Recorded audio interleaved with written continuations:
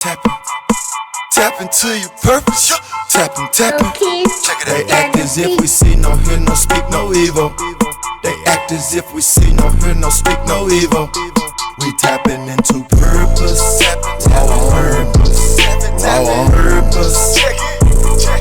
We tapping into purpose. Our purpose. Our purpose. What's good? It's your boy Zay. And it's your boy Rashad. And this is the Wrong Purpose Podcast. That's right. You already know it's the People's Podcast. It's the podcast where we emphasize tapping into your real divine purpose while thriving in being who you are on purpose, for a purpose, by a purpose. That's right. And this is our first broadcast of 2023. Welcome to the new year. That's right. I hope it's been amazing for you already. We got a dope episode coming for you today. You know, we've been talking about entrepreneurship over the past few episodes.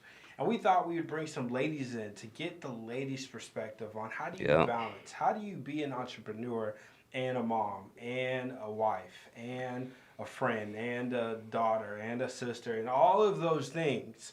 How do you balance all of that and be able to build an efficient, effective business? So let my boy introduce our guest today. Who do we have with us, bro? Oh, we have two amazing women, queens, if you will, in the building. First one here, if I'm great, I have to say it's because of who's here, okay, today. There would be no me if there was no her, okay. She needs no introduction, but this is my mother. This is Sharese McCummins. If you want to tell them a little bit about yourself. Hello, hello. Thank you so much for having me. What a pleasure. What a pleasure. My name, again, is Sharese McCummins, mother of the infamous Rashad McCummins. I am an entrepreneur, wife, mother, grandmother, great-grandmother. Have been in business for, 22 years now? I've had my business for 22 years now, but I've actually been an entrepreneur for over 40 years. But we will get more into that, but I just want to give a brief introduction on who I am. Awesome. And we have another amazing guest. I've known her for over 10 years. We started in mutual fields together in this thing when it comes to personal training, right? Yeah, it's been a while. Zay, he knows it too. It's been a while, but introducing y'all. We call her Mo, Monica. Yes. Tell them a little bit about yourself. Thank you, Rashad. I'm happy to be here. I'm Maika Brown. I am a pricing analyst by day, and I'm a sommelier by night, which hence the wine that's here for tasting. So I can show you a little bit about what I do. Outside of that, I am a mother, I am a wife, I'm a friend. I have not as many hats. I'm a grandmother too. Yeah. It's new. Yeah, I am. Wow. I'm a yaya. Welcome to the club. I am. So my grandbaby, she's 3, and then I started over. I have 5 kids, and then I have 6 now. See how we lose count after. I have 6, and then my husband has 2 outside, so we are a blended family, and it does take a lot of work, but we make it work. We make it do what it do. We actually, my youngest daughter is 2, so we did start over, and it's a lot. It's a lot, but with God first, we make things happen. That's right. Awesome. All right, I think that's the best place to start. Like, first, having, for me, I think, especially as a believer, having God as the foundation of building any business, it gives you the foundational things to build on from a character standpoint, right? Everybody likes to talk about brand. Like, your brand looks like this, your brand looks like that. But if your character is terrible, right, like, your brand means nothing. Right. So, like, talk about how do you integrate your faith into your business, right? What are some how does your faith in God steer your decisions when you're doing business? Yeah, we're jumping right in. Oh, wow. That's a good one. As a matter of fact, my husband and I, we had a conversation about this the other day. we were talking about, well, I was in the process of doing business with somebody, and I really didn't feel good about it, but at the same time, I was like, well, I just got to give it a chance because I'm always the glass half full type of person. So I always want to look at the best in everybody. But he was telling me, baby, when you go out there and you doing business, did you pray with them first? And that had to resonate with me. That's something to sit on for a 2nd For real. Did you pray with them first, or Yeah. did you have to check their spirit before, because not all money is good money. That's right. So and when you're in the field that I am, when you're dealing with alcohol, people have a tendency they get lax, and you're doing things, or they do things, secular. You're in the club and stuff like that, but that's not the type of thing that I'm on. Yeah. My field is I want to educate. Okay. I like to say wine-educate. That's what I've been saying lately. Okay. But I like to educate and bring the culture by the sip. That's my slogan. I want to bring culture by the sip. Culture by the sip. Okay. Okay. Nice.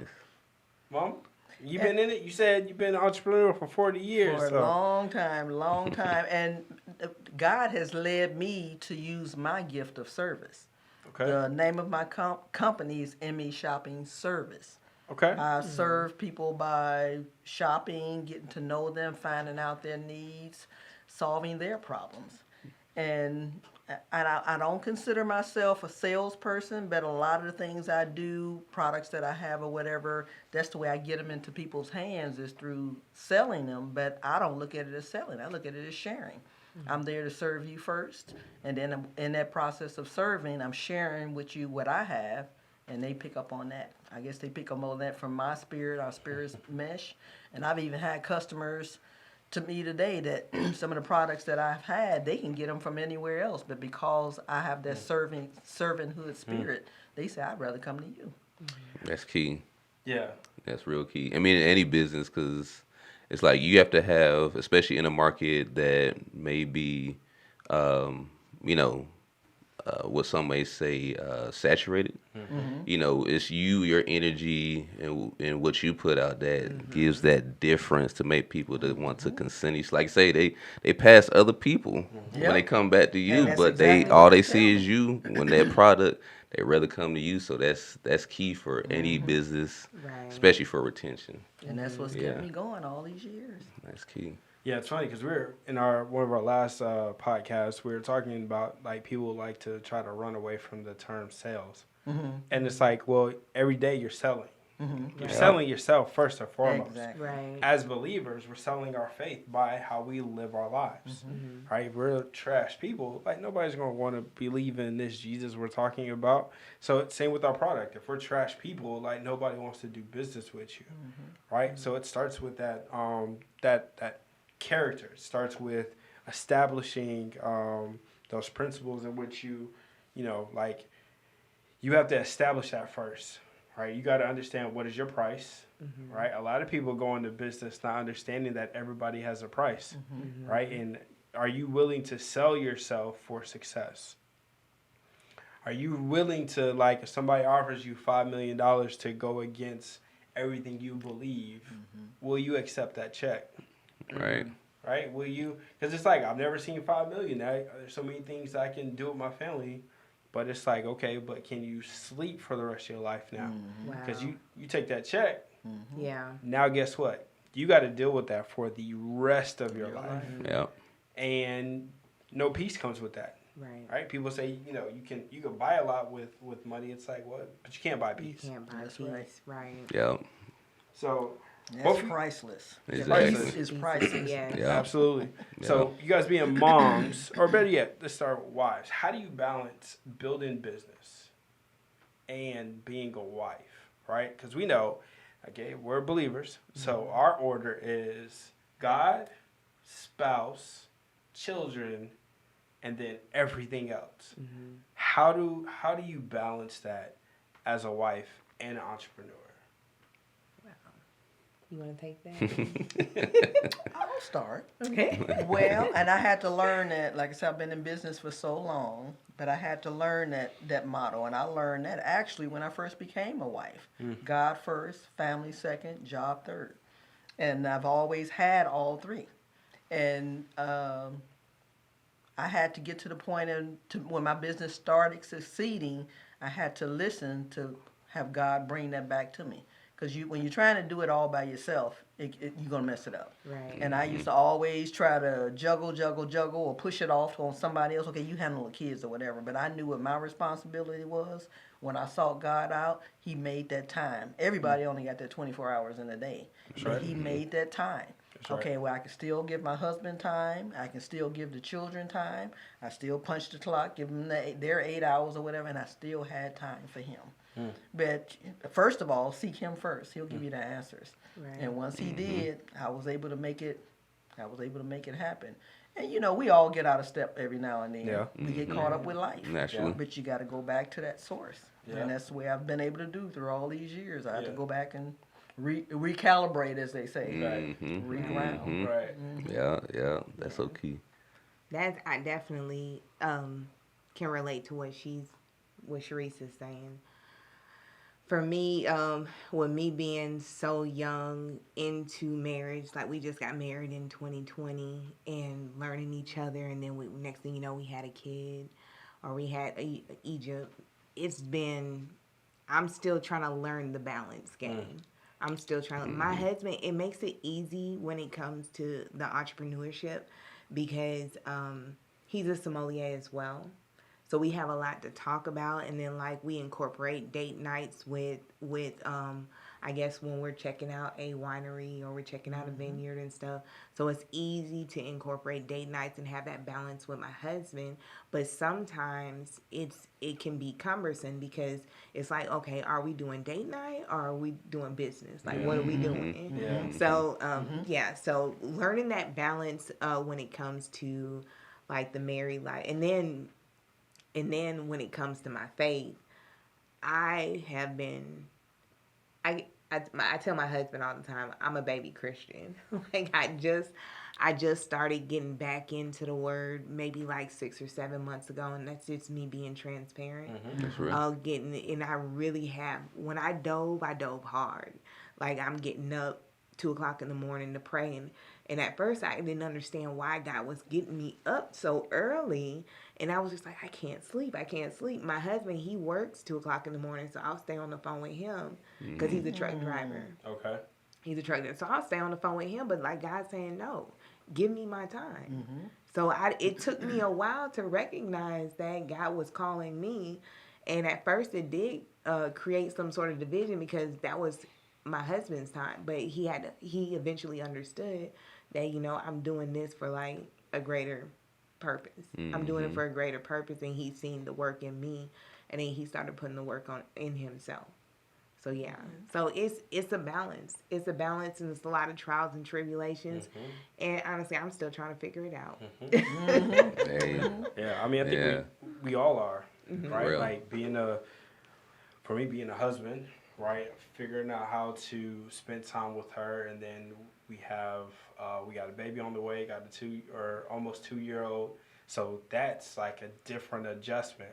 And it's like, I learned through the first, we were blessed to be able to spend some time with each other and learning like how do you do these different things while being an entrepreneur, while doing different things. Right? So it's like, that spouse time is super important, right? So to anybody listening, like if you're married or whatever, like make sure you spend time with your wife or your husband for the simple fact that they give you the support to be able to do what you do. Right. So, and Sharese, I know that for you, like you travel a lot, right? How does that mesh with your husband? Like how does that, how do you guys even fit in time with you traveling so much? Well, we have evolved. When we first got married, and I just want to say I've been married 42 years now. Oh, wow. So when we first started, that's how we met. We were traveling. Okay. So when we first started, we traveled a lot. Nice. It's just he's gotten to the point now where he travels less than I do, but he understands that I still like to travel. Okay. But I still give him his quality time. Okay. And and it pays. Everybody here, understands the power of that relationship. It pays if you have somebody on the same page Right. with you. How can two people walk and let they agree? That's Right. facts. Oh. That's facts. And I think people will underestimate the power of having a strong partner that understands. That's right. Right. So like again, like my wife doing what she does at home gives me the ability to do what I'm able to do in the field. Right. And it's like we're in this age where it seems like the spouses are competing with each other. That's right. Oh. And not understanding like, hey, we are here to complement. I'm only here to add to, right? As a husband, I have the full responsibility of everything. Whether she decides to do anything or something, all the responsibility is on me. But while she decides she wants to start her own, well, my responsibility is to give her any kind of information or knowledge that I have, as well as just support her, right? To be like, all right, cool, you're doing this, all right. My job also is the challenger, right? Like I have to challenge, like when you're deciding that you want to be in the bed all day today. It's like, well, no, you told me that you had these goals. Now I have to challenge you. I mean, that's what a real partner does, hold you accountable. I'm That's just right. saying, Yeah. if you And say I you're don't going to do like that. something, You know, like, it's to be it out of right? Yeah. I don't like that. why don't you like it? Because I don't like being told my truth. See, Leave and me that's in what I was my just gonna say. It's a challenge, but what she just said, I don't want to be told my truth. Leave me in my Well, life. you said. Right. And it's crazy. It's crazy because like I was having a conversation with my wife, and I was like, the only time you really get mad is when somebody tells you the truth about you. Exactly. Somebody could lie on you, and she was like, "No, if somebody lies on me." I was like, "Well, no. If somebody lies on you, you know it's a lie. So Exactly. therefore, I have nothing to defend. If your Right. character is trash, now you have to defend the lie because you've created a bad character. But if your character is solid, but if somebody tells you about yourself, oh, you're furious. It's like, I hit a nerve." Right? And accountability is absolutely important in business. It is. Oh, yes. Absolutely. Right? Yes. Because if you don't have someone there counting the books and seeing like, hey, where's this money going? Right? Now you can't invest that money because you're not paying attention to that money. Or like if you have a moment where you're being lazy and it's like, yo, you need to get up and get to work. Right? This isn't for play. This is like, we're trying to generate some generational wealth. If you're not willing to make that commitment, you might as well just set it down, right? And hear that truth. But, sometimes it's like, you don't know what you're talking about. It's like, okay, you'll find out, right? Because we can let you sit in it, Yeah. and then you'll be like, oh my God, this isn't working out. It's taking forever. It's like, yeah, no, but hey, Yeah. So how does your husband, like, how does he hold you accountable, right? He lets me sit in it. He lets you sit in it? He lets me sit in it. And then I come back with my tail between my legs and be like, I'm sorry. Yeah. But absolutely. Sometimes he'll, I guess it just depends on the sense of urgency or the priority. And when it comes to it, because there is times where he's like, no. Like, you need to get it together. Yeah. And then there's some times where he'll just let me sit in it. Yeah. But for the most part, he will. When he checks me, I do comply. Let's just put it that way. But I do have my moments. I do have my moments where I'm just like,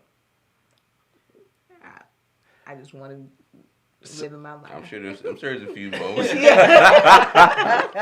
my few moments.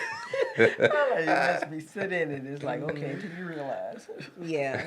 Now, do you have friends that like you're connected to? Like, so when you go to them, do they hold you accountable to that level? Absolutely. Okay, Absolutely. that's good.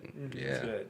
Necessary. That's one of the things that I'm learning now. One, I keep my circle small, and then I keep my circle. I'm very selective as to who I let in now, because I'm gonna listen to my partner. Well, now I listen to my partner before I listen to anybody else. So and that's something that I had to learn, because one of the issues that we had was I was listening to my friends before I listened, but I was like, well, no, but she said, duh. I was like, now God had to reveal that to me, even when it comes to like business and then it comes to like the family life and everything. No, your husband, if he says something, it's because he sees something. You need to take that, yeah. I need you to say that again for the right. So I'm asking that because like that seems like the common theme that we're hearing just in culture. How ladies don't need men, right? You hear that whole message. You hear that whole Completely agenda false. being False. pushed to where it's like you got the whole boss babe, right? The boss B, the boss chick. Independent. Yeah. It's And false. and it's like, you know, and it's crazy because they like hold on to that title. It's like, man, like the man's built to be able to carry things so that you don't have to, right? Yeah. So that you can, you know, we like to use the word we're grinding. Well, women are not supposed to be grinded down. Right. They're Right. not like God didn't create or build them for that. They are built to take whatever has been given to them and to produce something greater out of it. You give a woman a seed, what does she do? She incubates a child There you go. and gives it back. Okay. Right. Right? It's the soil. It's the, like, I was talking to my godmother the other day about this. I was like, you know, she was, like, some of the things she was thinking about with her kids. And I was like, your job was to plant the seed and to cover the ground and to water the ground. And however it grows, that's not on you. That's on what, especially when it sprouts, right? It's on them. It's on who they surround themselves around. But your responsibility is literally just put the seed in the ground, and everything starts in the darkness. So everything that's how you raise them, right? They'll see it. That's why it says train up a child in the way it should go, and it will never depart from them. So you've done your part, right? You can't worry about like, oh, they're grown. At this point, they're making decisions. Right. But you've They're done your making part. choices. You've done your part, right? And it helps having the man there to be like, hey, like the man typically sees 5, 6, 10 steps ahead, to where I'd be like, ladies, just listen to what they're saying. It's not like God doesn't say you're less than a man. Your responsibility isn't as great as the man, but you're equal in that regard of being humans. So it's good hearing. You know, it's interesting. It's really interesting hearing married women understand and have that conversation. And a lot of times that goes missing. Is like, yo, like I need my husband to be that rock for me, to be the steady water. Now switching gears to being mothers, right? Now you're a mom. Or you're a wife, mom. Now, how do you balance being a mom and entrepreneur, right? And I know for you, Sharese, like you have grown kids now, right? How did you pour into your kids with the whole entrepreneur piece to where they could learn both sides, not just a corporate space, but the entrepreneur space? Wow, like I said, to go back in age, and it's really interesting because my oldest daughter, I had my first business when I was 20 years old. And I had my daughter with me. I was doing, I might as well say I was doing Mary Kay back in the day. Okay. Where we would go into homes and do facials or whatever. I would have her in the carrier, and I would take her with me to these home shows. And as she grew up or whatever, oddly enough, that's what she's done. Oh, wow. And again, I didn't plan it that way, but it was my way of balancing. I didn't want it. My husband was working. You know, he was working nights. We always had the tag team scenario. He worked nights, I worked days. That way we didn't have the latchkey kids, in other words, the way I grew up. Come home to an empty house. Yeah. So I would always take her with me, make sure dinner was ready when he came home, you know, from work or whatever, or when I came home. But I would have her with me. Same thing when we're shot. When I would take him with me when I would go to different places or whatever too. Not just to drag them along, but to let them see what I was doing. I remember when my oldest daughter became a teenager, I heard her telling somebody, I don't understand how my mom did it. I remember sometimes she worked 2 jobs and still had a business. And still made sure dinner was on the table, and then was there every night or whatever too. But I guess, when you're doing it, it's a reflection. They see what you do. They don't necessarily, and my motto is, it's not what you say, it's what you do. And that's what they see. Exactly. They saw me doing it. Yeah. They saw me in that scenario of grinding. Yeah. But it wasn't where I was abandoning them. Yeah. I see nowadays so many people out there trying to get that dollar that they lose their kids. Yeah. The kids don't know who they are. Yeah. Because they so busy out there trying to make that dollar Yeah. that the kids don't know who they are. Yeah. So, bro, she had you out there doing facials too. I would do them on He them. was trying to utilize that. Is that why you like the skincare? No. They coming in and everything? No. I'm just asking. No. I mean, it explains a lot. Oh, does it? What does it explain? Why you As be far as oily? what you, why we what? Oily? Why you be Get him. So Mo, how are you balancing it? Now you have a 2-year-old. Yes. Plus, how's your oldest? She's 23 23. with a 3-year-old. Wow. With a 3-year-old. 20? Wow. You did start over, didn't you? I did. So outside of her, my youngest with the Fab Five, that's what I like to call him. Yep.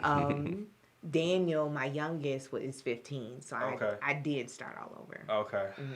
Okay. So how are you balancing it? How are you? Yeah. Egypt is very independent. She is very independent. She is 2 going on 22. So The 2-year-old. yes. Wow. Yes. She is, when I say she's independent, God really blessed me with her. Cause having her really humbled me. It did. Cause I was spicy. I was real spicy until she came along, and she kind of put me in my place. And then what she didn't do, my husband did. But it really humbled me. She's the type of person where, like, when we took out the potty, I want to say she was 10 months old. She started walking when she was 9 months. We took out the potty, and she sat down, and she was like, potty train. Just like That was it. Just like that. She was waiting on y'all. Yeah, she was Yeah, waiting. She was more or literally less, waiting yep. on us. Like, Wow. my husband says she's been here before. That's exactly right. She's been One here of them. before. He keeps emphasizing that. But the way I balance just grace. I'm not perfect. My kids help me out a lot when it comes to her. My husband is amazing. We take turns. When it comes to her, I get her up in the morning. He puts her to bed. So we have kind of like a system or a schedule that we adhere to. So, yeah. So, because I know when I met you, you were a Single mother. well, I like to use a single woman that's a mother, right? Because I think there's a distinct difference, Yes. right? Single mamas like are the that. ones I that like are that. reckless and like, you know Oh, what I'm saying? I like yeah. But a woman that's single, but is also a mother, right? So how did you balance it at that time? Because I know you, and I could be wrong, but you have to pull off of that experience on even being able to do what you do now. Because I mean, I know your kids are mostly grown and self-sufficient, but you still have to parent them. Right. So I have one that, she was in college and she's trying to figure out life now. And then I got another one that's really she's trying to get her entrepreneurship on. Yeah. So, and she's going back to school. She's doing okay. So, but back then, I mean, I had a village, and that was the only way that I could make it work. Very good. I had to have that village. My family was amazing. They helped me get through, just get through life, because I was starting my business, and like you, I was bringing my kids to the gym too, like trying to get, do my personal training, trying to establish the business until I went to UPS. And then I was doing both of them at the same time. Now I was homeschooling my son because he was, how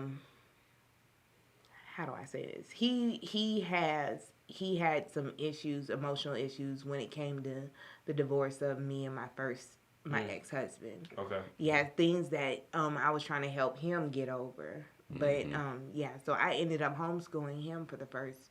During the 2nd grade. Okay. So it literally was me and him. Wow. Me and him for an entire year.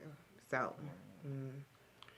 You just got to stay you just have to stay connected with your kids. Keep trying to talk to them, be engaged with them. And I know it's difficult, but just like you have to make time for everything else, you got to make time for that job. You have to make time for your children. You do. Yeah. That has to be the priority. And it's like the thing that I hear from both of you is the fact that they're able to see you. And it's like you said, Sharese, like,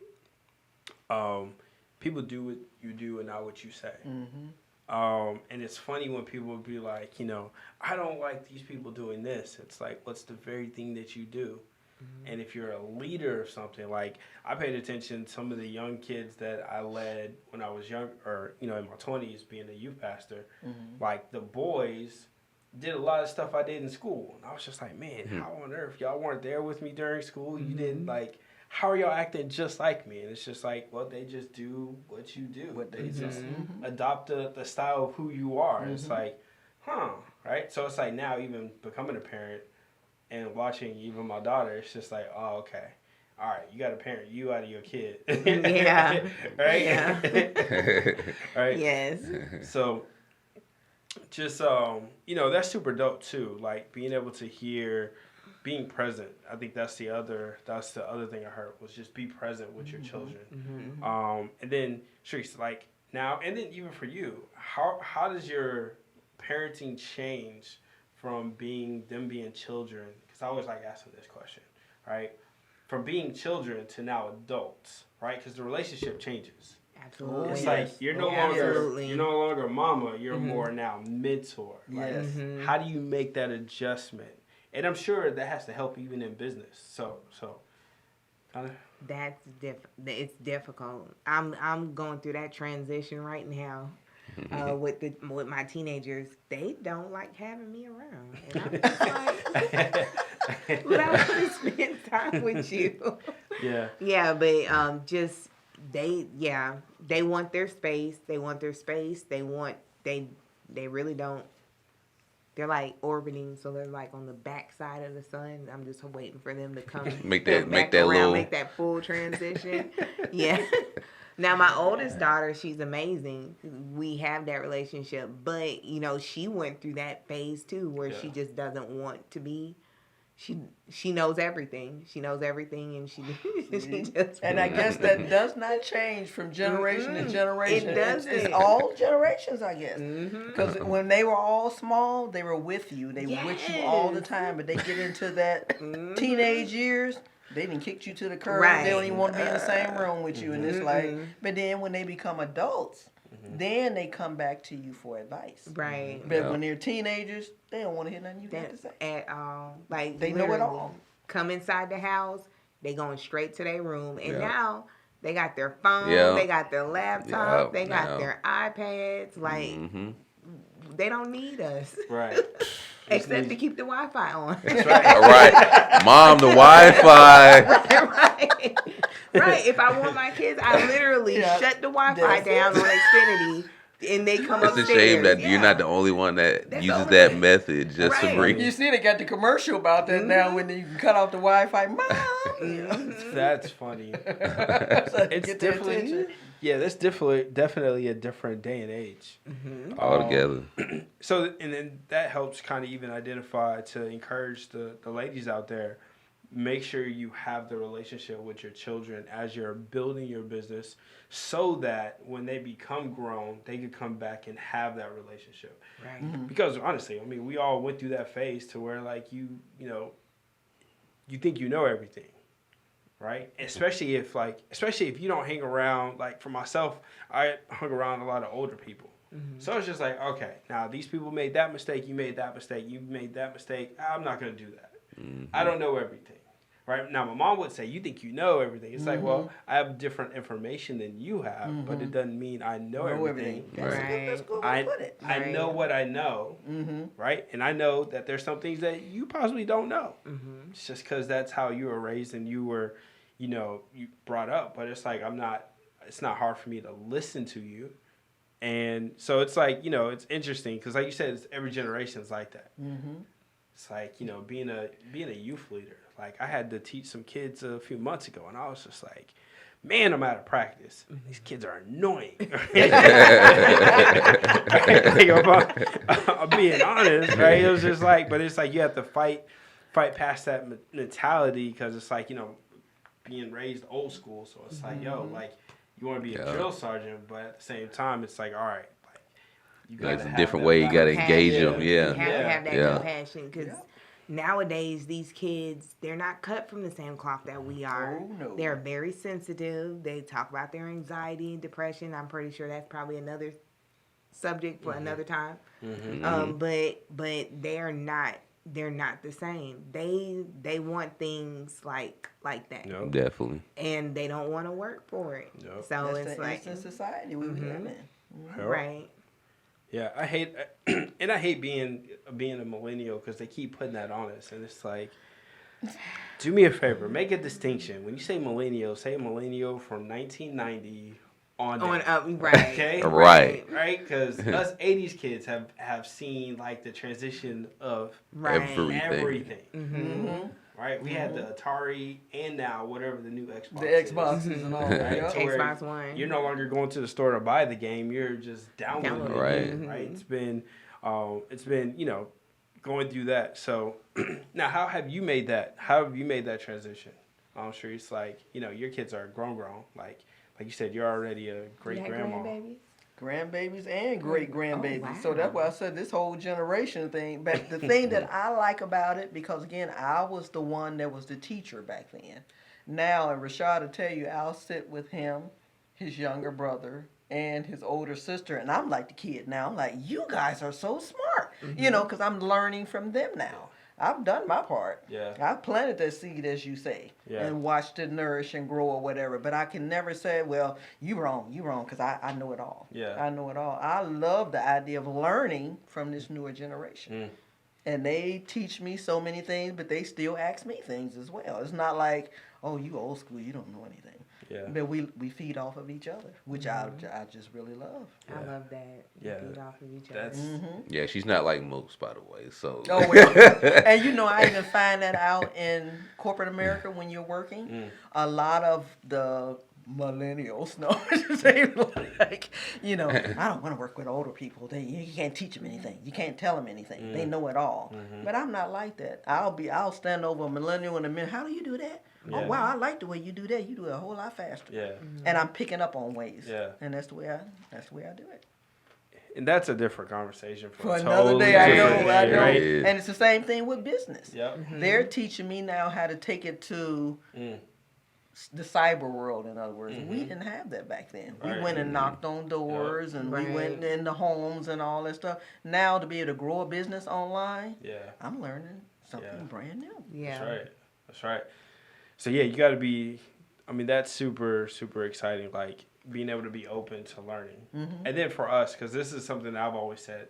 Like we have to prepare ourselves to be the older generation for the younger generation, and remember how it felt for how they treated us, and not to treat them the same way we got treated.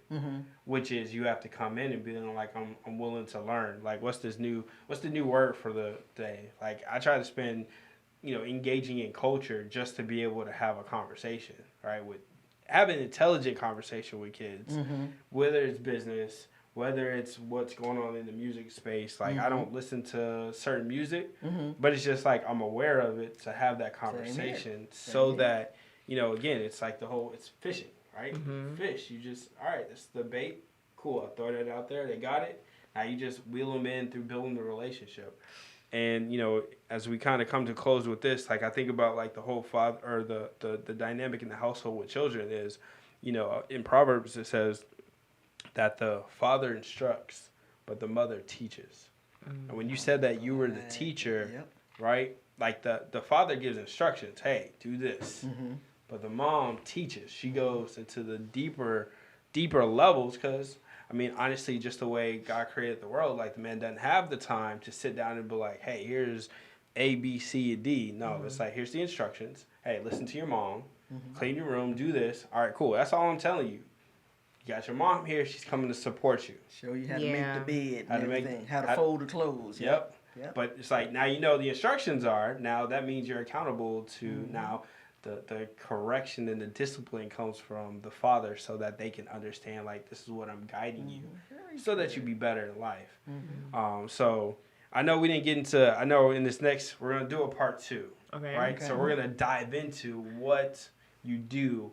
For me, I just like telling stories. I like letting our audience get to know people, get to know who our guests are, have these free-flowing conversations, and then we dive deeper into part 2 to where we understand, like, all right, what is it that you do? What is a sommelier? Right? I've seen it in movies, right? It sounds like some fancy word, and I'm just, I know what it is, but some people may not, right? And then we haven't even gone into what you do at all. So we'll definitely, if you guys are free, let me say that. If you all are good to for part 2, we'll dive in. So we want to say, guys, thank you for tuning in, listening. Actually, I'm sorry, bro. You got any thoughts? What, any thoughts, last words I want to throw on the table? Yeah. With that smooth skin. Right, with your smooth, oily skin.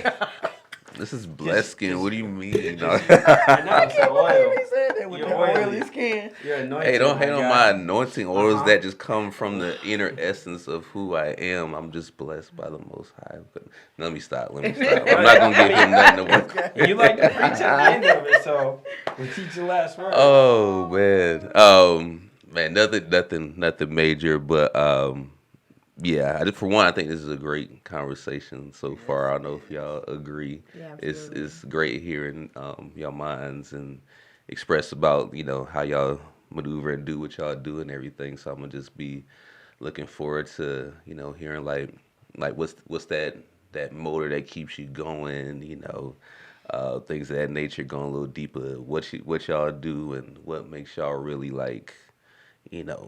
passionate about it. And want to do what y'all do. So, yeah, I'm just looking forward to part 2, since they say they're coming back. So, All right. yeah. So yeah, guys. So now you definitely want to tune in to part 2, especially so you can get a better understanding why we have wine glasses on the table, which we normally don't do. But hey, you got a sommelier in the building. I'm gonna just say that just because it's cool to say. But you guys know what to do. Again, we appreciate you tuning in. Do us a favor. Like, share, subscribe, right? Hit the button down there so that we can get further up in the algorithm, so that people can hear this content. If you don't like what we're saying, put it in the comments. I was about to say comment. Let us know, right? Like, we ain't afraid of it. Like, all right, cool. We got to adjust this. We got to do that. But yeah, do us that favor. Like, we would greatly appreciate it. I think the conversation today was good. I think somebody could get something. And somebody especially if they're a mom or a wife, that they're in this space, that now you can have something to share with them to encourage them. So until next time, it's your boy Zay. And it's your boy Rashad. And this is the Wrong Purpose Podcast. Keep tapping in. Tapping, tapping. Tap into your purpose. Tapping, tapping. Check it out. They act as if we see, no hear, no speak, no evil.